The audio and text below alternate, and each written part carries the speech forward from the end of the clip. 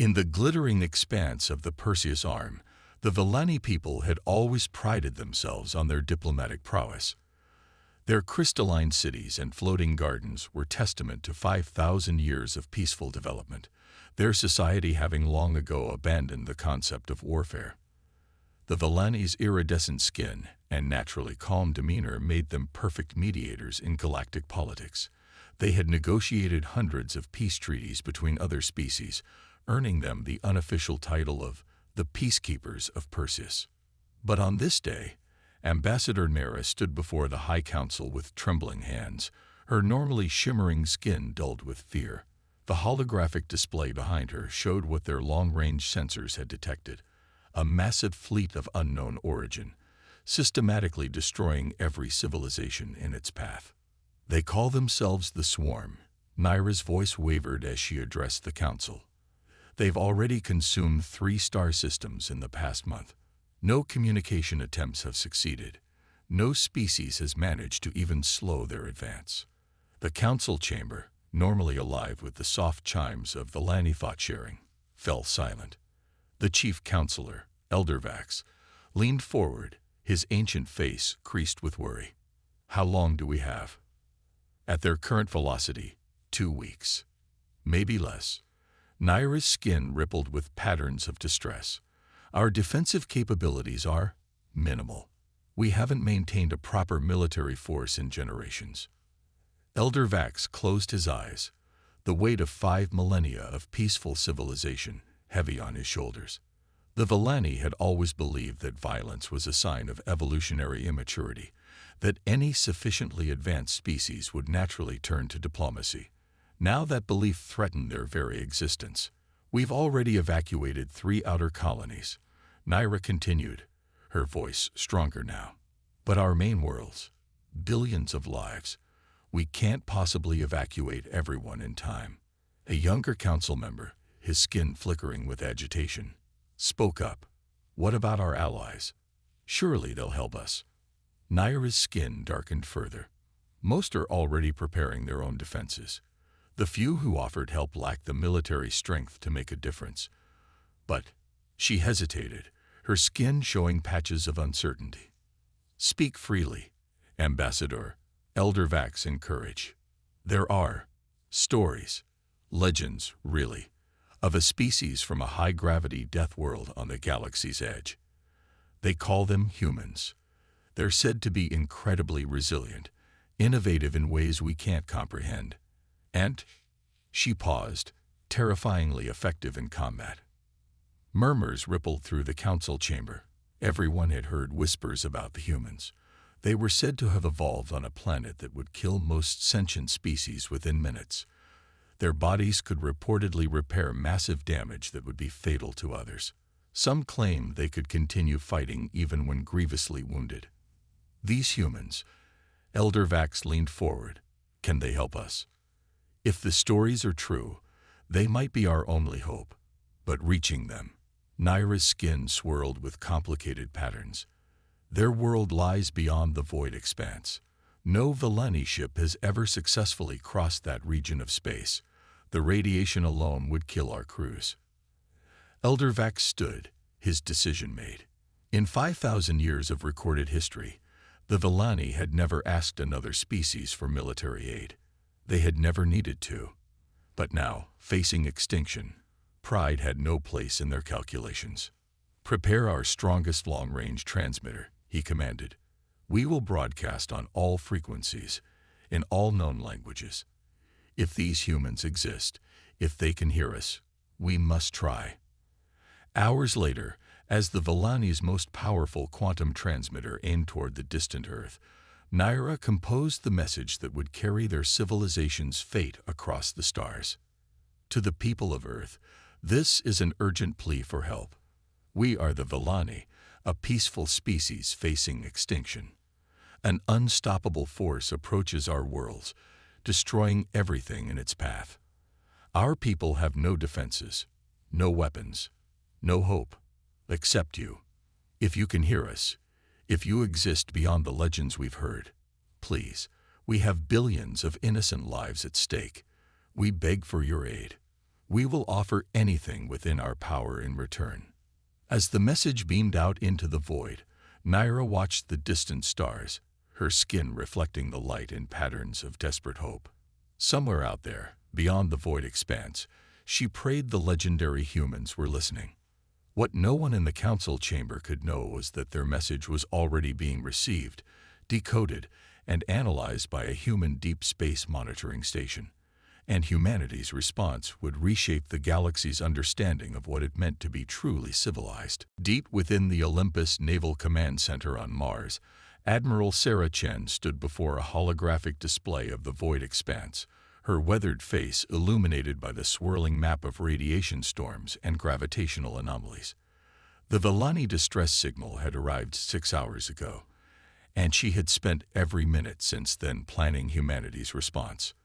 "They're completely defenseless," she muttered, more to herself than to the assembled staff officers. 5,000 years of peace. They never saw the need for weapons. Commander Jackson, her tactical officer, stepped forward. "The swarm's movement patterns are consistent with other hive mind species we've encountered. They're systematic, predictable, and absolutely ruthless. What's our response time looking like?" Chen asked, her eyes never leaving the display. "The 7th Fleet can be ready in 18 hours. The challenge isn't our ships. It's crossing the void expanse." Jackson highlighted a particularly dense section of the radiation belt. No known species can survive sustained exposure to those radiation levels. That's why we've never had contact with the Perseus arm. Admiral Chen allowed herself a grim smile. No known species except humans. It was true. Humanity's evolution on Earth, a death world by galactic standards, had given them advantages few other species could comprehend. Their bodies could withstand radiation levels that would kill most sentient beings. Their bones, developed under Earth's crushing gravity, were practically unbreakable by the standards of lighter gravity species. Even their ability to process toxins and heal from injuries was considered miraculous by galactic norms. "Admiral," a young lieutenant spoke up, "the Vellani message mentioned they'd offer anything within their power. Shouldn't we wait to negotiate terms before committing our forces?" Chen turned to face the officer, her expression stern but not unkind. "Lieutenant, do you know why humanity has never conquered other species, despite our obvious physical advantages?" "Ma'am, because strength brings responsibility. We evolved on a world that tried to kill us every day. We survived because we learned to protect each other, to fight for those who couldn't fight for themselves." She gestured to the holographic display of the Vellani worlds. "These people chose peace. They devoted themselves to diplomacy and art and science, and now they're facing extinction because of that choice.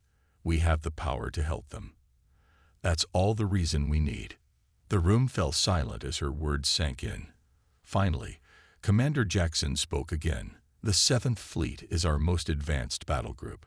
30 ships, including the new Thermopylae-class dreadnoughts.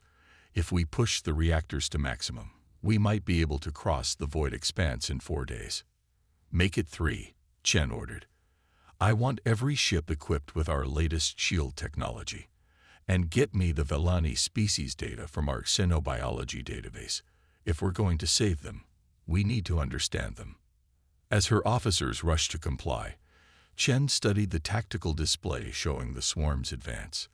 The enemy fleet was massive, but humanity had faced overwhelming odds before. Earth's history was filled with stories of the few standing against the many, of determined defenders holding the line against seemingly unstoppable forces. "Send a message to the Vellani," she commanded. "Keep it simple. Help is coming. Hold on." In the hours that followed, the Olympus Naval Command Center became a hive of activity. Engineers worked frantically to modify ship shields for the intense radiation of the void expanse. Medical teams studied Vellani physiology, preparing for potential casualties. Tactical officers analyzed every scrap of data about the swarm, looking for weaknesses. And in high orbit above Mars, the ships of the 7th Fleet began to assemble. The massive dreadnoughts, their hull plates dark and angular, designed to absorb rather than reflect energy. The sleek cruisers, bristling with weapon systems that could reduce a small moon to atoms. The swift frigates, their stealth systems making them nearly invisible to sensors. Each ship was a testament to humanity's hard-won experience with warfare, their design influenced by thousands of years of conflict. But they were also a reflection of humanity's determination to protect others, to stand up for those who couldn't stand up for themselves. As Admiral Chen watched the fleet gather, she thought about the Vellani, waiting anxiously for help to arrive. They had no way of knowing that their rescuers had evolved on a planet with twice the gravity they were used to, that the very radiation keeping other species away was barely an inconvenience to human physiology. They had no way of knowing that their distress call had reached a species that had turned their harsh evolutionary history into a shield for others, their physical resilience into a weapon against bullies and tyrants. The swarm was about to learn why humans were called Deathworlders, and the Vellani were about to learn why. Sometimes, having the strength for violence and choosing peace were not mutually exclusive. The arrival of the human fleet in Vellani space was a moment that would be recorded in 1,000 histories. The massive warships emerged from the void expanse like ancient leviathans, their dark hulls bearing the scars of radiation storms that would have annihilated any other species' vessels. To the watching Vellani, they seemed less like ships and more like living creatures, predators from the depths of space. Ambassador Nara stood on the observation deck of the Vellani's central space station, her iridescent skin flickering between patterns of awe and apprehension as she watched the human vessels approach. The largest of them, a behemoth that dwarfed anything the Vellani had ever built, was decelerating toward their position. "They're requesting permission to dock," one of her aides reported, his own skin showing complex patterns of nervous excitement. "They're also transmitting medical data, something about atmospheric requirements and gravity adjustments." Before Naira could respond, a new voice cut through their communication channel.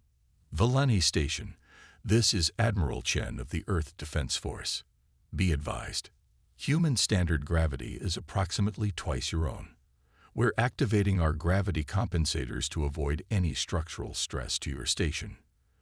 The voice was calm, professional, but there was something else in it that Naira couldn't quite identify. A hardness, perhaps, an edge that spoke of experiences her people had never known. The docking procedure was executed with precision that belied the massive size of the human vessel. Through the observation windows, Naira watched as the docking tube extended, its adaptive seals adjusting to connect with their station's unfamiliar architecture. "They're requesting permission to board," her aide reported. "A small delegation only." Naira straightened her ceremonial robes, trying to project calm despite her racing heartbeat. "Grant them access, and notify Elder Vax." The first thing Naira noticed when the airlock cycled open was the sound. Heavy, rhythmic footsteps that seemed to shake the deck plates despite the gravity compensators. Then came the humans themselves. Admiral Chen led the delegation, her uniform dark and angular like her ship's. She was shorter than Naira had expected, but moved with a fluid grace that seemed at odds with her obvious density. Behind her came two other officers and what appeared to be a medical specialist, all displaying the same controlled power in their movements. "Ambassador Naira," Chen said, making a perfect diplomatic gesture of greeting that must have been studied from Vellani cultural databases. "Thank you for receiving us." Naira returned the gesture, her skin rippling with diplomatic patterns. "Admiral Chen, we are beyond grateful for your response to our distress call. Though I confess, we did not expect you to come in such force." Chen's expression remained neutral, but her eyes flickered briefly to the tactical displays showing the approaching swarm fleet. "When we receive a call for help, Ambassador, we believe in bringing sufficient resources to resolve the situation." Before Naira could respond, Elder Vax entered the chamber, his ancient face displaying the serene dignity that had helped negotiate countless peace treaties. "Admiral," he said, performing the greeting gesture, "your arrival is most welcome, though I fear you may not fully understand the magnitude of the threat we face. The swarm has consumed 3 star systems in the past month. Chen interrupted smoothly. They use a hive mind tactical structure, attack in overwhelming numbers, and show no interest in communication or negotiation. We've analyzed their movement patterns and weapon signatures. She paused, her expression softening slightly. We understand exactly what we're facing. Eldervax. The chamber fell silent. The Valeni Council members exchanged glances, their skin patterns showing mixtures of surprise and relief. These humans had crossed the uncrossable void expanse, and they spoke of facing the unstoppable swarm with the calm confidence of experienced warriors. "You've encountered such threats before?" Naira asked carefully. Chen's smile was grim. Humanity's history is filled with defending against overwhelming odds. Ambassador, it's something of a specialty of ours.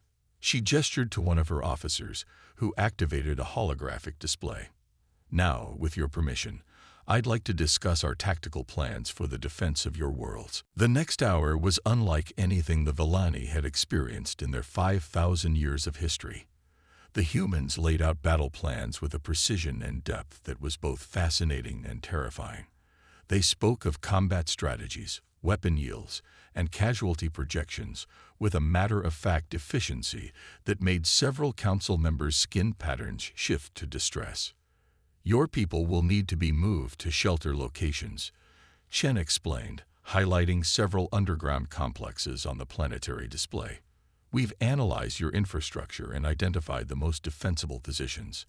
Our medical teams have also studied your physiology and are prepared to treat any casualties." Eldervax's skin showed patterns of deep thought. "You seem to have prepared extensively, Admiral. Yet you must know that we cannot offer you military support in return. We have no weapons, no combat experience." "With respect, Elder," Chen replied, "we're not here for your military support. We're here because you asked for help, and we have the ability to provide it." She paused, looking each council member in the eye. "Your people chose peace. You dedicated yourselves to diplomacy and understanding. Those are worthy choices that deserve to be protected." Naira felt her skin rippling with complex emotions as she studied these strange beings from a death world. They were so different from her people, dense, solid, hardened by evolution in ways she could barely comprehend. Yet they had come, crossing an impossible barrier, bringing their strength to defend those who had none. "The swarm will arrive in 9 days," Chen continued. "We'll use that time to position our forces and prepare your population. We'll need your help with the evacuation plans, and your knowledge of local space will be invaluable for tactical positioning." As the humans continued their briefing, Naira found herself wondering what kind of species could evolve on a world so harsh it would kill her people in minutes, yet develop such a strong drive to protect others. Perhaps, she realized, true strength wasn't about choosing between peace and violence, but knowing when each was necessary. The swarm arrived exactly as predicted, their vast fleet emerging from hyperspace in a wave that seemed to darken the stars themselves. From her command position aboard the EDF Thermopylae, Admiral Chen watched the enemy ships spread out in their characteristic attack formation. The tactical display showed thousands of biomechanical vessels, their organic hulls pulsing with an inner light that made them look like a mass of deep space predators. "All ships, battle stations," Chen ordered, her voice calm despite the overwhelming odds they faced. "Execute Operation Thunderbolt." The human fleet responded with practiced precision. The massive dreadnoughts moved to form a defensive line around the main Valani worlds, while squadrons of cruisers took up flanking positions. The smaller frigates disappeared into stealth formations, their advanced cloaking systems making them virtually invisible against the backdrop of space. In the Valani Command Center, Ambassador Naira watched the tactical displays with a mixture of fear and fascination. Her people had never witnessed anything like this, a deliberate, coordinated preparation for violence on such a massive scale. The human ships moved with a grace that belied their massive size, each vessel knowing its exact role in the coming battle. "First wave approaching," Commander Jackson reported. They're following their standard attack pattern. Chen nodded. The swarm's tactics were predictable. They relied on overwhelming force rather than strategic finesse. Launch fighter squadrons. Initiate electronic warfare protocols. Space lit up as hundreds of human fighters emerged from their carrier ships. Unlike the larger vessels, these smaller craft were piloted by humans directly, allowing them to perform maneuvers that would have torn apart eye-controlled ships. The swarm had never encountered anything like them. The first clash was spectacular. The swarm's bioships launched streams of plasma fire, expecting to overwhelm their opponents through sheer volume of fire. Instead, the human ship's advanced shields absorbed the impacts, their hull plating specifically designed to dissipate energy weapons. Return fire, Chen commanded. All ships, execute attack pattern Delta. The human fleet's response was devastating. Rail guns accelerated projectiles to relativistic speeds, tearing through the organic hulls of swarm vessels. Particle beam weapons stripped away their biological armor, while electromagnetic pulses disrupted their hive mind coordination. But the swarm was not so easily defeated. More ships kept emerging from hyperspace, replacing their losses with seemingly endless reinforcements. They adapted quickly, changing tactics to try to overwhelm the human defenses through sheer numbers. "Admiral," Jackson called out, "they're attempting to bypass our line to reach the Vellani worlds." Chen's expression hardened. "Not on my watch. Execute maneuver Leonidas." The massive human dreadnoughts suddenly broke formation, their engines flaring with power that would have melted lesser ships. They drove straight into the heart of the swarm fleet, their heavy weapons blazing. It was a shocking display of aggressive tactics that seemed to go against all conventional space warfare doctrine. In the Vellani Command Center, the council members watched in stunned silence. Their skin patterns showed complex mixtures of horror and amazement as they witnessed humanity's capacity for controlled violence. "They're sacrificing themselves," Elder Vax asked, his skin pale with concern. Naira shook her head, beginning to understand the human strategy. "No. Watch." The dreadnought's charge had split the swarm fleet, creating chaos in their normally coordinated movements. That's when the cloaked human frigates struck, emerging from stealth to launch precision strikes at the swarm's command ships.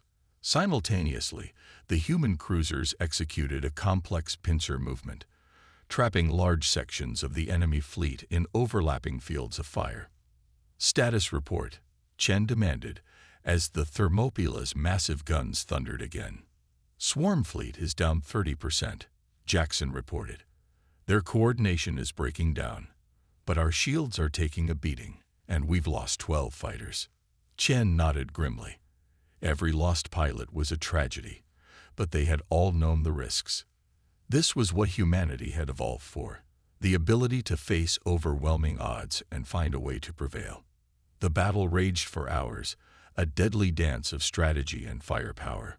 The human ships took damage but kept fighting, their reinforced hulls and redundant systems allowing them to continue even when severely wounded. The swarm, for the first time in their known history, found themselves facing an enemy they couldn't simply overwhelm. From her observation post, Naira watched in awe as the human fleet demonstrated why they were called Deathworlders. Their ships executed maneuvers that should have torn them apart. Their crews continued fighting even when their vessels were heavily damaged. They displayed a combination of tactical brilliance and raw determination that the swarm had never encountered before. "Admiral," Jackson's voice cut through the chaos of battle. "The swarm's central coordination is failing. Their attack patterns are becoming erratic." Chen allowed herself a small smile. "Push the advantage. All ships, execute final attack pattern. Let's show them why you don't threaten innocent worlds when humans are around." The human fleet surged forward in perfect coordination, their remaining weapons blazing in a devastating display of firepower. The swarm, their hive mind coordination shattered, began to break apart. Individual ships tried to retreat, but the human vessels hunted them down with ruthless efficiency. In the end, it wasn't even close. The swarm, for all their numbers, had never faced an enemy evolved from a death world, never encountered beings whose very existence was a testament to overcoming impossible odds. The few surviving swarm ships flowed into hyperspace, leaving behind a debris field that would serve as a testament to humanity's protection of their new allies. As the human fleet regrouped, repair crews already moving to assess the damage, Naira felt her skin ripple with patterns of profound gratitude and understanding. These humans, these incredible beings from a world that would kill her people instantly, had just demonstrated that strength without purpose was meaningless. They had used their capacity for violence not for conquest, but for protection. The days following the battle brought a strange calm to Vellani space. Debris from the swarm fleet glittered in the starlight, while human repair ships methodically cleared safe navigation lanes. The Thermopylae, though bearing the scars of combat, maintained its protective position above the Vellani homeworld, a silent guardian watching for any sign of the enemy's return. Admiral Chen stood in the Vellani High Council chamber, her uniform still showing signs of the battle's intensity. Before her, the assembled council members displayed skin patterns of complex emotions, gratitude, awe, and something deeper, something like understanding. "The swarm has been driven from this sector," Chen reported, her voice carrying easily through the quiet chamber. "Our long-range sensors show their remaining ships retreating beyond the Galactic arm. They've learned that this region is protected." Elder Vax stepped forward, his ancient face showing patterns of deep thought. "Protected," he repeated softly, "by warriors who crossed an impossible void to help strangers." His skin rippled with curiosity. "Admiral, there is something we still don't understand. Why did you come?" "Really?" Chen was quiet for a moment, considering her response. "On Earth, we have a saying. The only thing necessary for the triumph of evil is for good people to do nothing. Our strength, our ability to fight, these aren't just capabilities, they're responsibilities." Naira, standing nearby, felt her skin shift with realization patterns. "You protect others because you can." "Because we must," Chen corrected gently. "Humanity evolved on a world that tried to kill us every day. We survived because we learned to protect each other. When we reached the stars, we simply extended that principle. Your people chose peace, chose to focus on diplomacy and understanding. That choice deserves to be protected." The chamber fell silent as the implications of her words sank in. The Vellani had always seen violence as a sign of evolutionary immaturity, but these humans had shown them something different. The possibility that strength and peace weren't opposites, but complementary forces. "We would like to propose an alliance," Elder Vax said finally, "not just in gratitude for your aid, but because we believe our peoples have much to learn from each other." Chen smiled. "I agree. Your diplomatic expertise, combined with our protective capabilities, could bring a new stability to this sector of space. And perhaps," Naira added, her skin showing hopeful patterns, "we could help bridge the gap between humans and other peaceful species who might fear your strength." The discussions that followed would lay the groundwork for a profound change in galactic politics. Human ships would establish a permanent presence in Vellani space, their mighty vessels serving as guardians, while Vellani diplomats helped humanity establish peaceful contact with other civilizations. Weeks later, as the last of the debris was cleared and reconstruction began, Naira stood with Admiral Chen on the observation deck of the Vellani station. Below them, the planet's twin suns were setting, casting long shadows across the crystalline cities. "Our historians are still debating how to record these events," Naira said, her skin showing amused patterns. "Some say it marks the end of our purely peaceful era. Others argue it represents an evolution in our understanding of peace itself." Chen watched a group of human engineers working alongside Vellani scientists, sharing knowledge about shield technology that could protect their cities. "Perhaps it's both. Peace isn't just the absence of violence, it's the active protection of what's good and right. Like a garden," Naira mused, her skin rippling thoughtfully. It needs both gentle nurturing and strong walls to keep out those who would destroy it. Exactly. Chen turned to face her. Your people tend the garden. We'll help maintain the walls. As they stood there, watching their peoples work together, both understood that they were witnessing the beginning of something new. The humans had proved that being strong didn't mean you couldn't be peaceful, and the Vellani had shown that being peaceful didn't mean you had to be helpless. In the distance, human ships patrolled alongside newly constructed Vellani observation posts.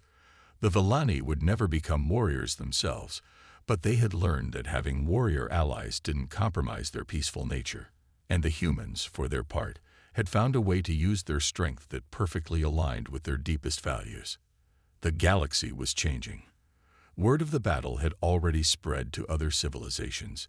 Tales of the Deathworld warriors who crossed the uncrossable void to protect a peaceful people.